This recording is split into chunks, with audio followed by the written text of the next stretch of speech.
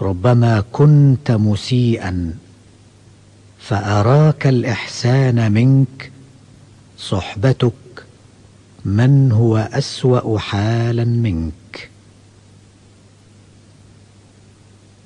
ما قل عمل برز من قلب زاهد، ولا كثر عمل برز من قلب راغب.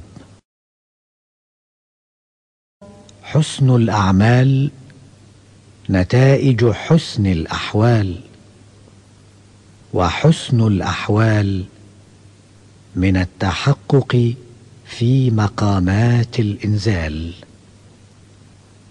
لا تترك الذكر لعدم حضورك مع الله فيه،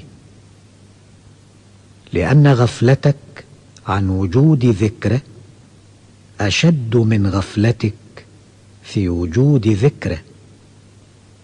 فعسى أن يرفعك من ذكر مع وجود غفلة إلى ذكر مع وجود يقظة، ومن ذكر مع وجود يقظة ذكر مع وجود حضور، ومن ذكر مع وجود حضور إلى ذكر مع وجود غيبة عما سوى المذكور.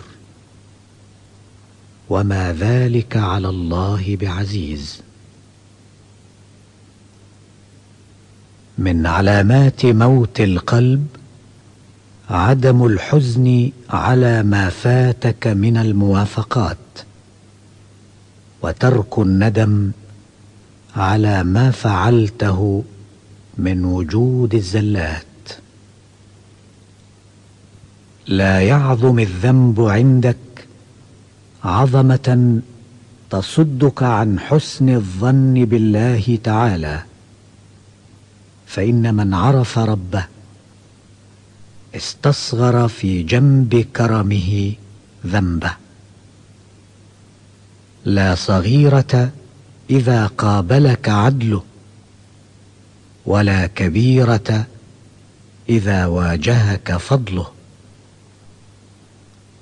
لا عمل أرجى للقبول من عمل يغيب عنك شهوده ويحتقر عندك وجوده. إنما أورد عليك الوارد لتكون به عليه واردا. أورد عليك الوارد ليستعملك من يد الأغيار ويحررك من رق الآثار. أورد عليك الوارد ليخرجك من سجن وجودك إلى فضاء شهودك. الأنوار مطايا القلوب والأسرار. النور جند القلب، كما أن الظلمة جند النفس. فإذا أراد الله أن ينصر عبده أمده بجنود الأنوار، وقطع عنه مدد الظلم والأغيار.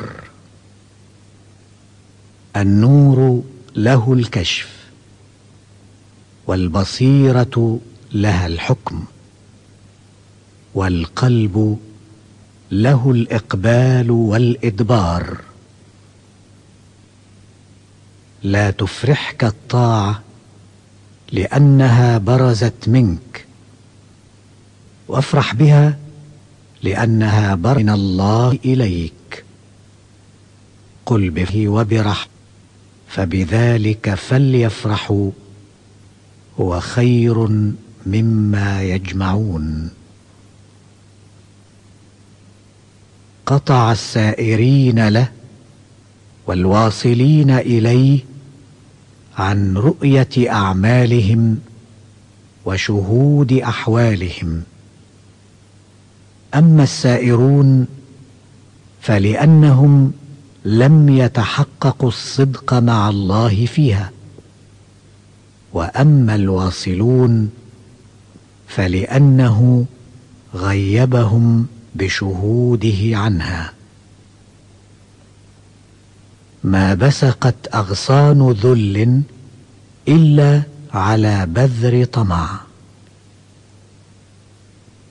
ما قادك شيء مثل الوهم. أنت حر مما أنت عنه آيس، وعبد لما أنت له طامع. من لم يقبل على الله بملاطفات الإحسان قيد إليه بسلاسل الامتحان. من لم يشكر النعم فقد تعرض لزوالها، ومن شكرها فقد قيدها بعقالها. خف من وجود إحسانه إليك ودوام إساءتك معه أن يكون ذلك استدراجا لك. سنستدرجهم من حيث لا يعلمون. من جهل المريد أن يسيء الأدب فتؤخر العقوبة عنه، فيقول: لو كان هذا سوء أدب لقطع الإمداد وأوجب الإبعاد. فقد يقطع المدد عنه من حيث لا يشعر، ولو لم يكن إلا منع المزيد. وقد يقام مقام البعد وهو لا يدري، ولو لم يكن إلا أن يخليك وما تريد.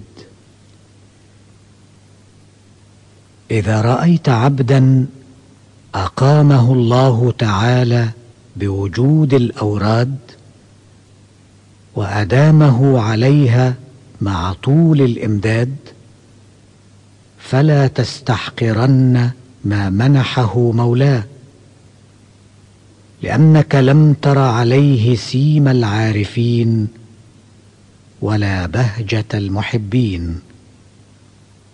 فلولا وارد ما كان ورد. قوم أقامهم الحق لخدمته